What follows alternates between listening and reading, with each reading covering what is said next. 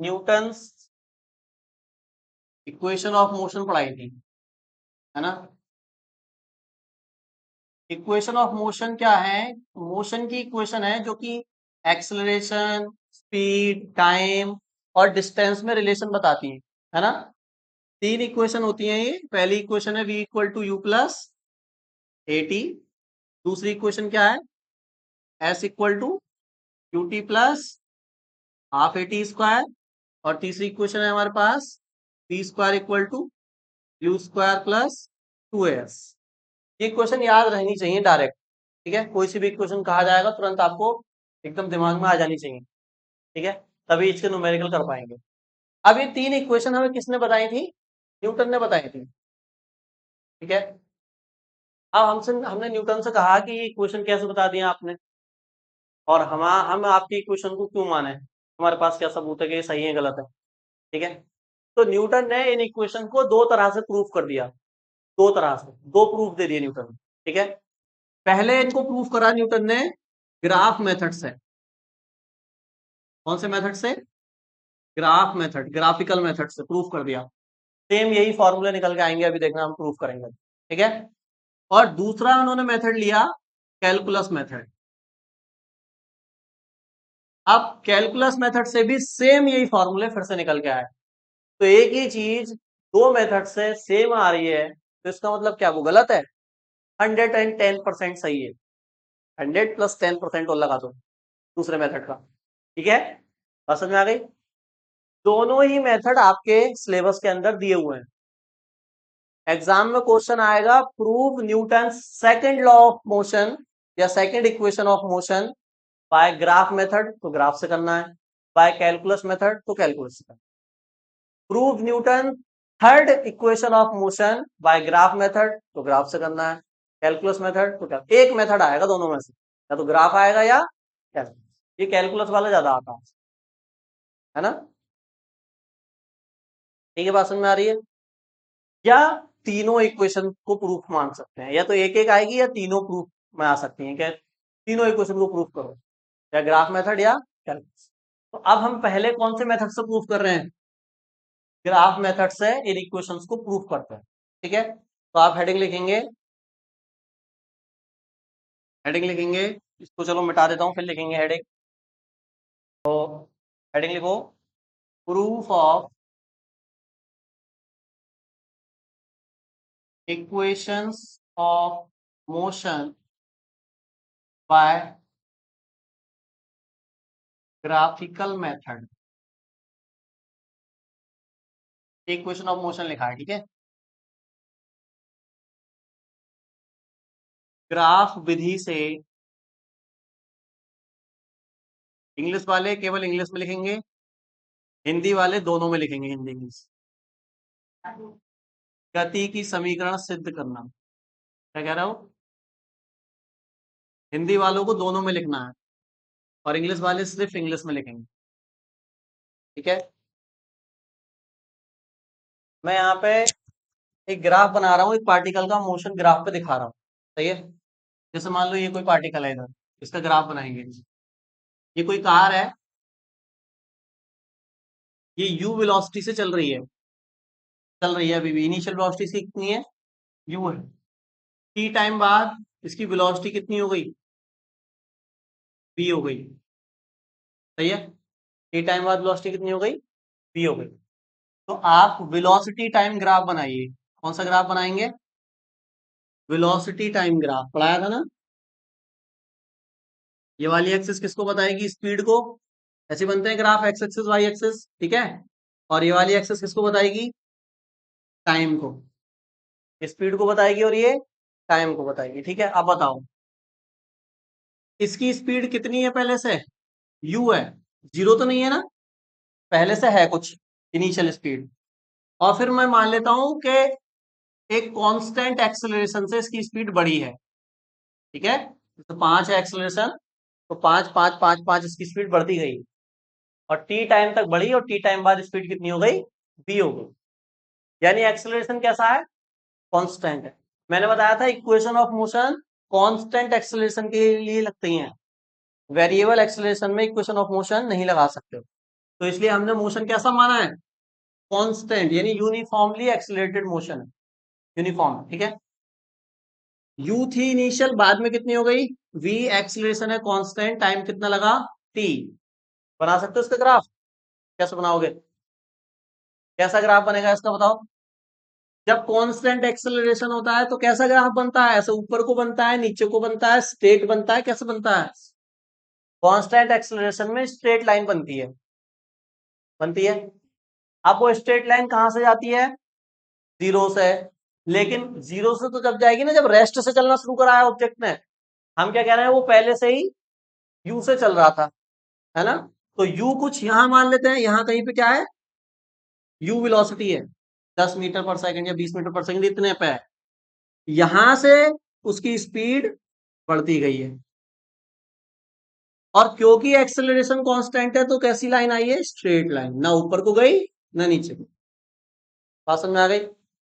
और T time तक मान लेता हूं मैं, यहां तक पार्टिकल पहुंचा और यहां पे टाइम की वैल्यू कितनी हो चुकी है, टी, जीरो से टी टाइम हो गया, सही है।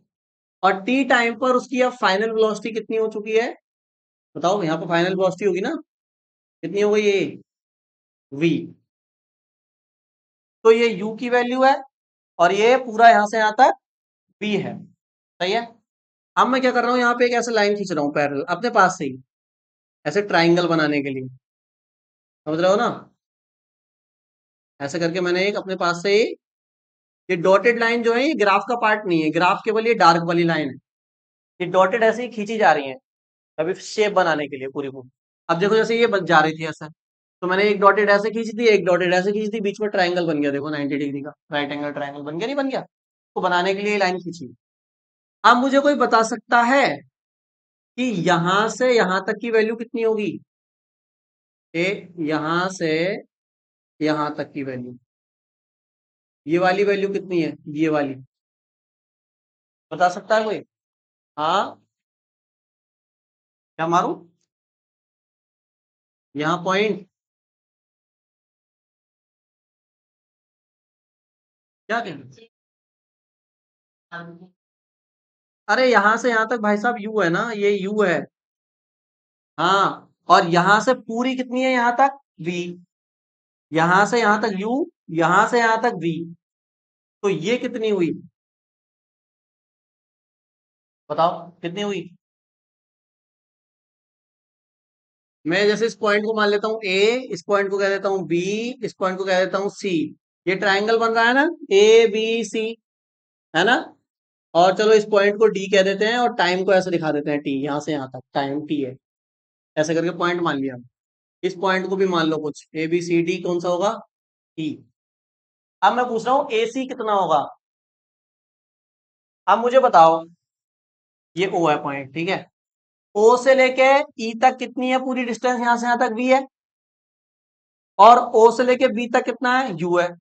तो जब ये यू है तो ये वाली भी क्या होगी, यू, और जब ये वी है तो ये वाली पूरी क्या होगी, यहां से यहां तक वी।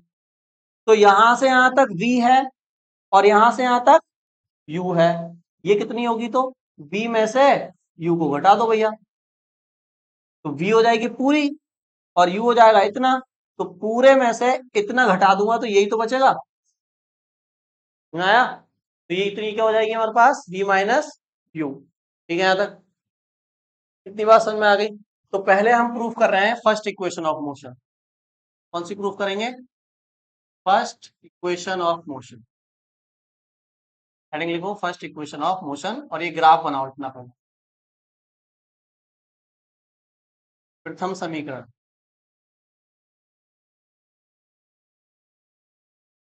ठीक है। इस ग्राफ को बनाइए और हेडिंग, एकदम बहुत आसानी से फर्स्ट इक्वेशन आ जाएगी अब, अगर ये समझ में आ गया, ग्राफ, ग्राफ तो समझ में आ गया ना कैसे बनाया।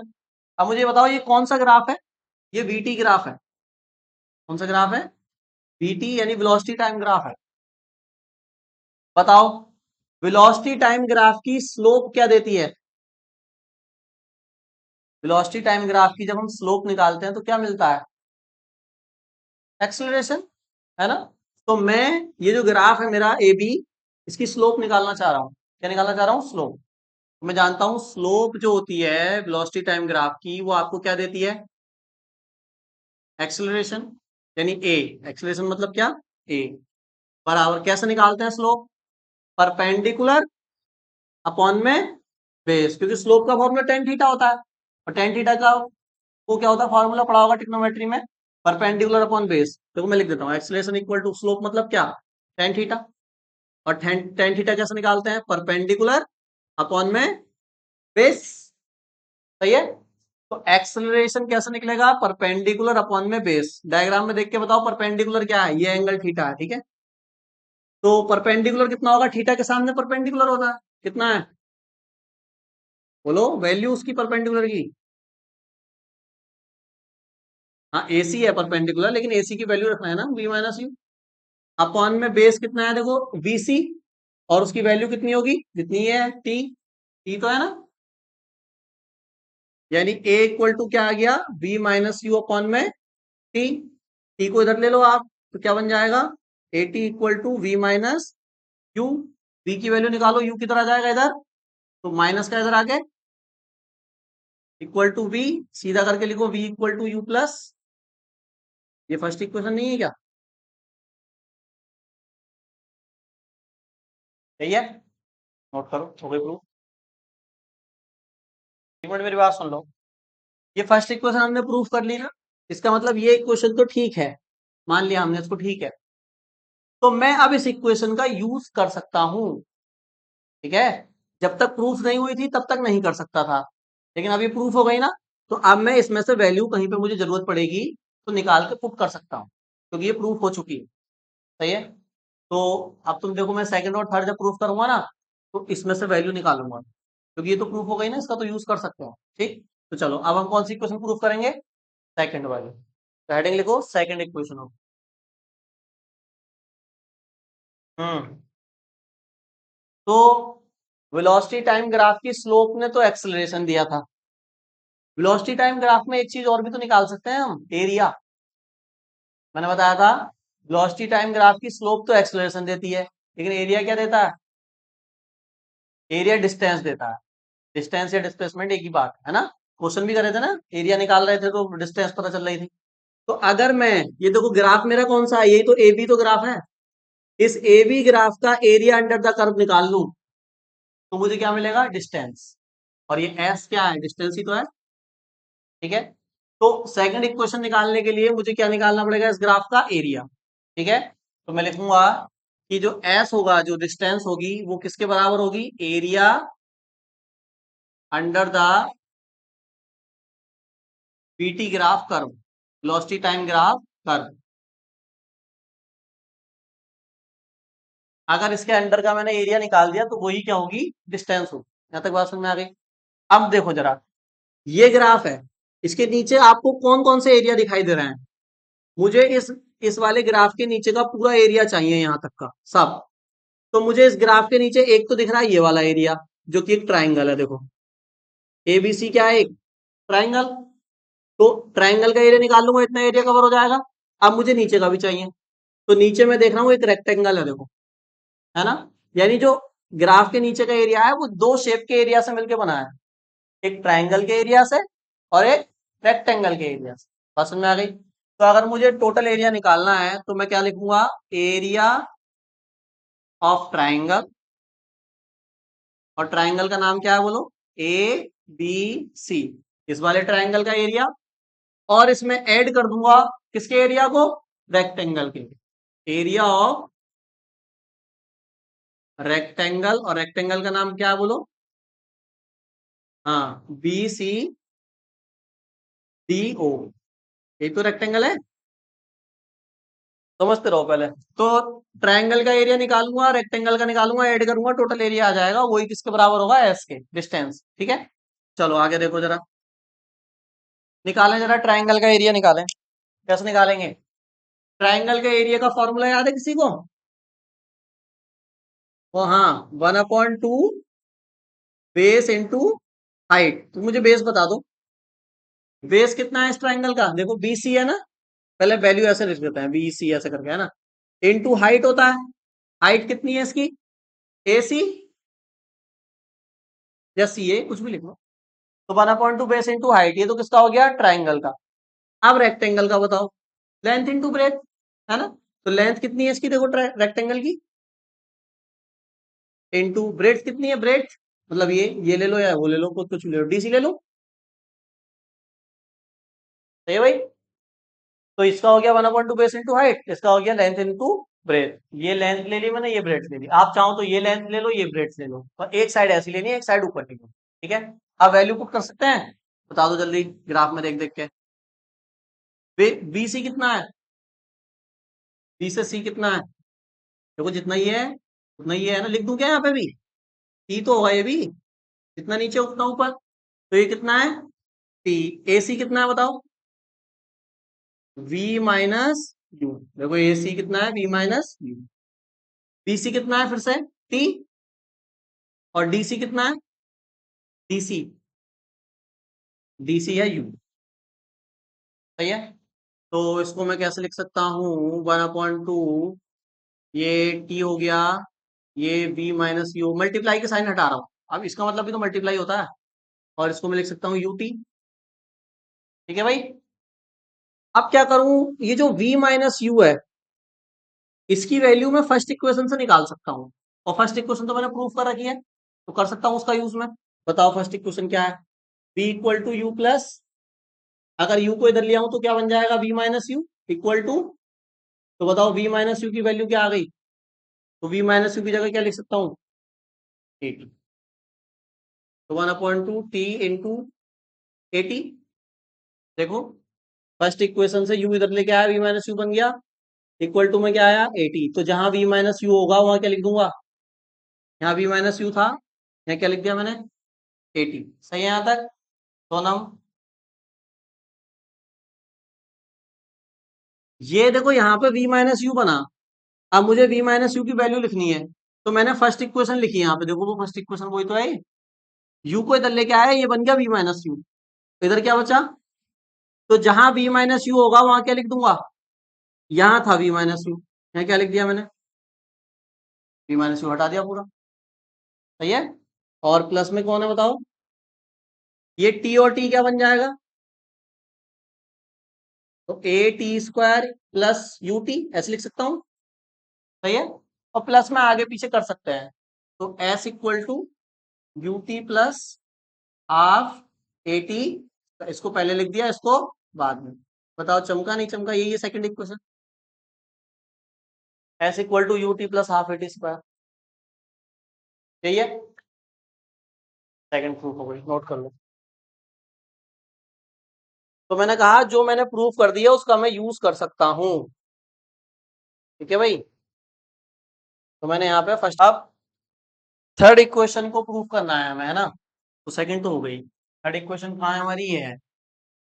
मुझे एक बात बताओ, ये थर्ड वाली इक्वेशन इन दोनों से कैसे अलग है, क्या खास बात है इसके अंदर, थर्ड वाली के अंदर, थर्ड वाली इक्वेशन के अंदर टाइम नहीं आता, है ना।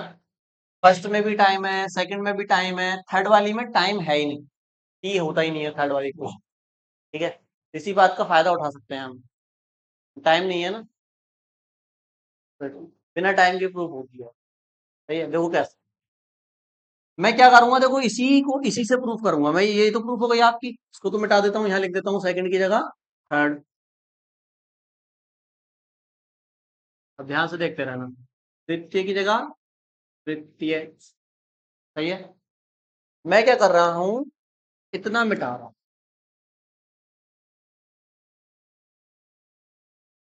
इतना मिटा, इतना तो समझ में आएगा कैसे आया है? अभी तो समझाया था। जो एस है वो क्या है, डिस्टेंस, उसको निकालते हैं area under the curve. Area निकालने के लिए दो फिगर दिख रही है, एक ट्राइंगल और एक रेक्टेंगल। तो area of triangle, area of rectangle, area of triangle का फॉर्मूला लिखा 1/2 बेस इंटू हाइट, और रेक्टेंगल का लिखा बेस लेंथ इंटू ब्रेथ, और दोनों की वैल्यू पुट करके यहाँ तक तो आ गया ना, ठीक है। यहीं से थर्ड इक्वेशन प्रूव कर लेते हैं, देखो कैसे, बताओ। अब मैं इसको हटा नहीं रहा यहाँ से, सेकंड इक्वेशन लानी है तो इसको हटाना पड़ेगा, थर्ड इक्वेशन लानी है तो इसको हटाने की जरूरत नहीं, सही है। मुझे बताओ कुछ कॉमन है क्या दोनों साइड, इस पूरे में और इस पूरे में कुछ कॉमन है, टी कॉमन है देखो, है ना। तो इधर क्या बचा फिर, v माइनस यू, और अपॉन में क्या है इसके, 2। ये बचा v माइनस यू और 2 बचा, t को मैंने बाहर कर दूंगा अभी। और यहाँ क्या बचा बताओ, u, और पूरे के ब्रैकेट के बाहर क्या आ गया, t। सही है, कर सकते हैं ना ऐसे। यहाँ से और यहाँ से मैंने t को कहाँ ले लिया बाहर, यहाँ क्या बचा v माइनस यू, और अपॉन में 2, और यहाँ क्या बचा u। इसके नीचे 1 मान के एलसीएम कर सकता हूँ क्या,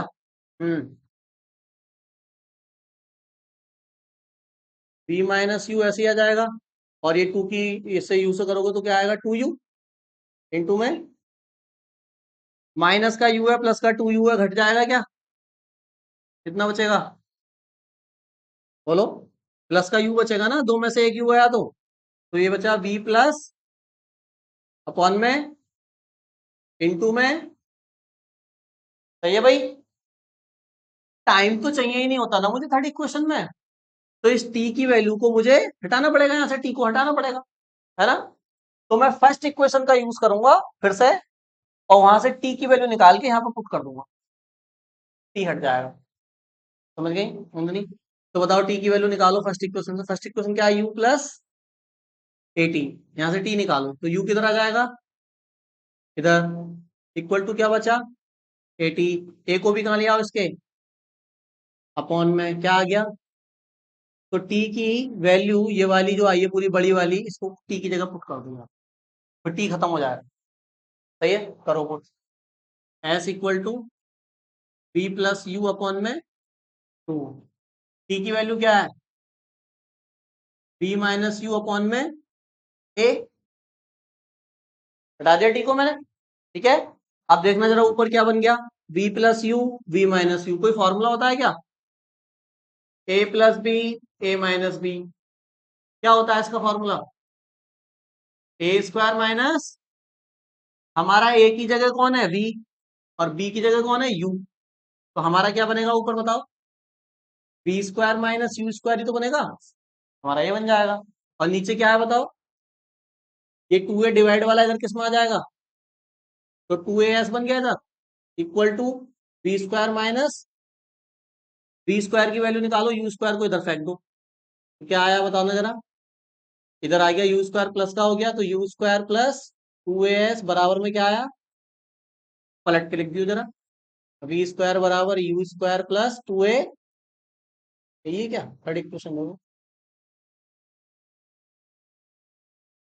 हाँ क्या कह रही हो सोनम। तो जैसे सेकंड इक्वेशन प्रूफ हुई थी वैसे ही थर्ड हमने की है, बस यहाँ पे हम सेकंड इक्वेशन में इसकी वैल्यू पुट कर देते हैं, थर्ड में इसकी वैल्यू पुट नहीं करते, टाइम को कॉमन लेके टाइम की वैल्यू पुट कर देते हैं, आंसर आएगा। क्या भाई, नोट करो।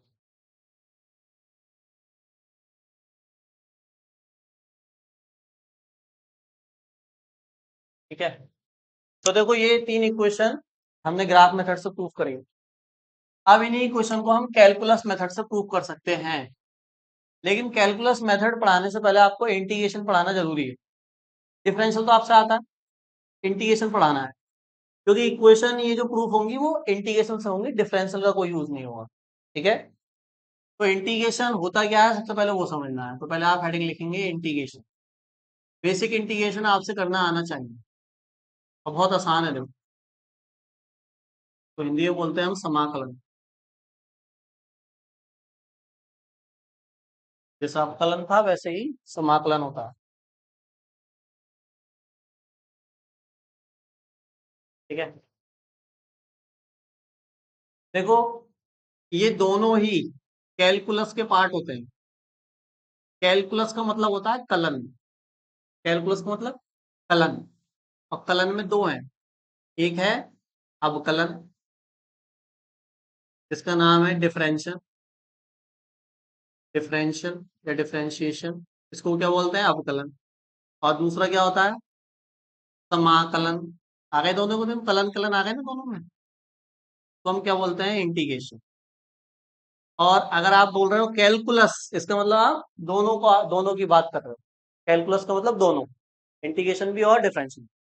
ये पूरा का पूरा टॉपिक हमारा मैथ्स का टॉपिक है, ये दोनों, ये मैथ्स में पढ़ते हैं। डिफरेंशिएशन भी और इंटीग्रेशन, ठीक है। और जब आप 11th या 12th में आओगे तो ये ऐसा मान के चलो 4-5 चैप्टर डिफरेंशिएशन के हैं और 4-5 चैप्टर इंटीग्रेशन के हैं मैथ में, क्लास 12 की मैथ। 2-3 चैप्टर ही अलग हैं, बाकी ना तो पूरी बुक में आपका डिफरेंशियल और अवकलन ही है, मतलब डिफरेंशिएशन और इंटीग्रेशन ही मैथ में। मैट्रिक्स है, इनवर्स ट्रिग्नोमेट्री है और रिलेशन फंक्शन को छोड़ दो तो फिर पूरी सब में क्या है, डिफरेंशिएशन और इंटीग्रेशन, बस और कुछ नहीं, ठीक है। तो इतना ज्यादा भर भर के तुम्हें पढ़ना है ये इंटर, हमें इतना ज्यादा पढ़ने की जरूरत नहीं, क्योंकि हमें तो मोशन की इक्वेशन प्रूव करनी है बस। तो हमें तो बस बेसिक इंटीग्रेशन आना चाहिए, बेसिक डिफरेंशिएशन। डिफरेंशिएशन मैंने बेसिक सिखा दिया तुम, अब मैं क्या सिखाने वाला हूँ, इंटीग्रेशन। सही है, देखो कैसे करते हैं। सबसे पहले तो ये समझो इंटीग्रेशन का साइन क्या होगा। ये जो मैंने बनाया ना फिर टेढ़ा मेढ़ा सांप, ये इसको बोलते हैं इंटीग्रेशन का साइन, ये है। ये जहां बना होगा समझ लो इंटीग्रेशन होना है, ठीक है। ऐसे करके साइन लगा होगा और यहाँ पर कोई लिखा होगा ऐसे फंक्शन, कोई फंक्शन होगा यहाँ पे, और यहाँ लिखी होगी उसकी रिस्पेक्ट dx, और फिर इसका यहाँ पे आएगा आंसर जो भी आएगा। सही है, ऐसे करके कुछ दिखेगा हमें इंटीग्रेशन का रूप। पहले इंटीग्रेशन का साइन होगा, फिर फंक्शन होगा कोई, और फिर dx लिखा होगा, और फिर उसको सॉल्व करके जो आएगा वो इतना। अब सॉल्व कैसे करना है वही समझना, ठीक है। सुनो जरा एक मिनट, जैसे मान लो मैंने फॉर्मूला लिया, सबसे पहला बेसिक फॉर्मूला x की पावर n, ये कोई फंक्शन है x की पावर n, सही है। क्या इंटीग्रेशन करना है, सही है। तो इसका इंटीग्रेशन करना है तो मैंने इंटीग्रेशन का साइन लगा दिया और क्या लिख दिया, dx। ये जनरल बता रहा हूं मैं, इसी पे सारे सवाल हो जाएंगे तुम्हारे, ठीक है। तो इसका इंटीग्रेशन कैसे होगा, पावर में आपको एक ऐड कर देना है, जो n पावर है उसको क्या कर देना है, n+1, और वही पावर n+1 नीचे लिख देनी है, बस खत्म हो गया इंटीग्रेशन। सही है। और यहां पर देखो ये जो अभी मैं पढ़ा रहा हूं तुम्हें, इसको बोलते हैं फाइनाइट इंटीग्रेशन। कैसा, सॉरी, ये जो अभी पढ़ा रहा हूं इसको बोलते हैं नॉन फाइनाइट इंटीग्रेशन, क्योंकि इंटीग्रेशन भी दो टाइप का होगा, नॉन फाइनाइट और फाइनाइट। तो अभी हम कौन सा पढ़ रहे हैं, नॉन फाइनाइट। मतलब क्या है इसका, कि लिमिट नहीं है कोई। एक्चुअल में होता क्या है, यहाँ पर भी नंबर लिखा होता है, यहाँ पर भी नंबर लिखा होता है, उसको बोलते हैं इंटीग्रेशन की लिमिट, ठीक है। अभी हम बिना लिमिट वाले कर रहे हैं ना, आसान वाले, लिमिट वाले में बताऊंगा, उसको बोलेंगे फाइनाइट इंटीग्रेशन। बिना लिमिट वाले अगर इंटीग्रेशन कर रहे हो आप, तो यहाँ पे आपको ऐसे करके सी लिख देना है, कांस्टेंट। लेकिन अगर लिमिट वाला करा होता तो सी नहीं लिखना होता है। बात समझ में आ गई, ठीक है। तो अभी के लिए हम यहाँ से सी सी लिखते चलेंगे, हर क्वेश्चन में, हर आंसर में। इंटीग्रेशन कर दिया, सी लिख दिया, क्योंकि लिमिट नहीं है ना। तो जब लिमिट लिख जाएगी तो फिर सी हट जाए, ठीक है। अब एक मिनट समझ लो जरा। तो ये मैंने बता दिया एक फॉर्मूला आपको, इंटीग्रेशन करने का क्या बता दिया, एक फॉर्मूला। अब इससे आप इंटीग्रेशन कर सकते हो, देखो कैसे। एग्जाम्पल लेते हैं, जैसे मैंने पहले किया इंटीग्रेशन एक्स dx, सही है, समझ लो जरा, x² dx। अब क्या होगा बताओ, n की जगह यहाँ कितना आ गया, 2। क्या करना है, पावर में एक ऐड करना है, तो 2 में क्या कर दोगे, एक ऐड, और उसी को कहाँ लिख देना है, नीचे, यानी 2+1, और प्लस में क्या आ जाएगा, c। बताओ कितना हो गया x की पावर 3, और नीचे भी कितना आ गया, 3। बस आंसर खत्म, हो गया इंटीग्रेशन। सही है, समझ गए। जैसे यहाँ लिखा है, बताओ x की पावर 4 और dx, कैसे करोगे आप, डायरेक्ट बता दो कितनी हो जाएगी, x की पावर 5, एक जुड़ जाएगा, और 5 ही कहाँ जाएगा, और प्लस में आंसर। आसान है, नोट करो जल्दी।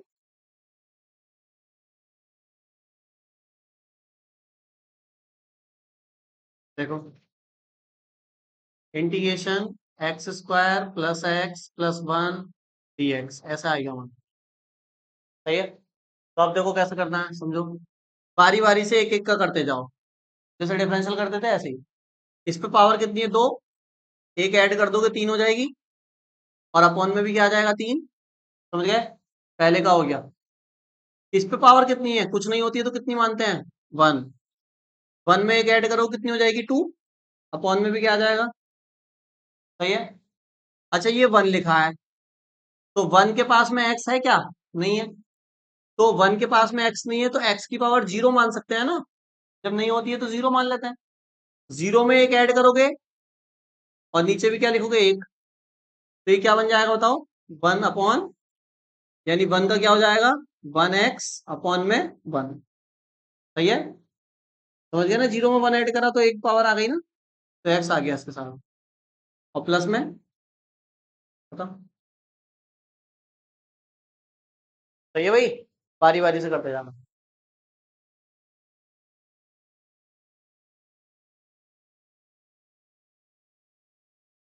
और देखो, मान लो ऐसे आ जाए।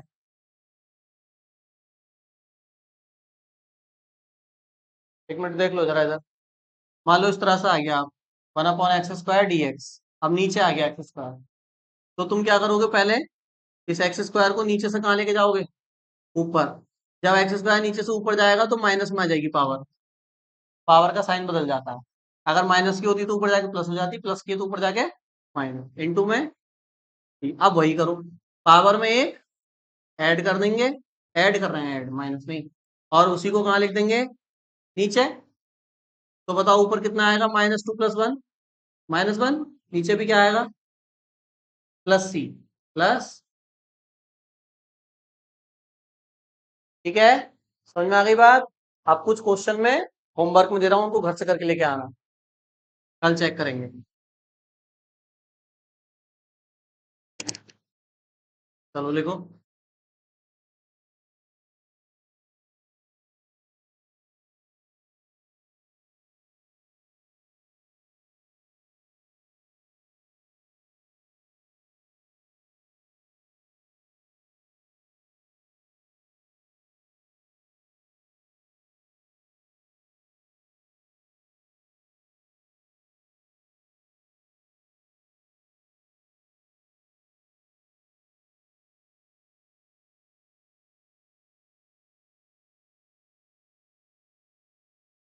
अरे ये चल रहा है ये। अरे बाहर मेरा पंखे में इतनी जान कहाँ से आ गई?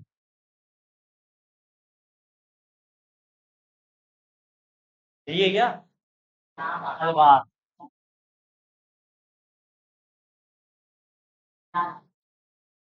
हम्म, ठीक है, ये कुछ क्वेश्चन दे हैं मैंने, इस करके लाएंगे घर से। सही है। और बाकी कल बताएंगे लिमिट वाला इंटीग्रेशन, जब लिमिट दी होगी तो कैसे करते हैं।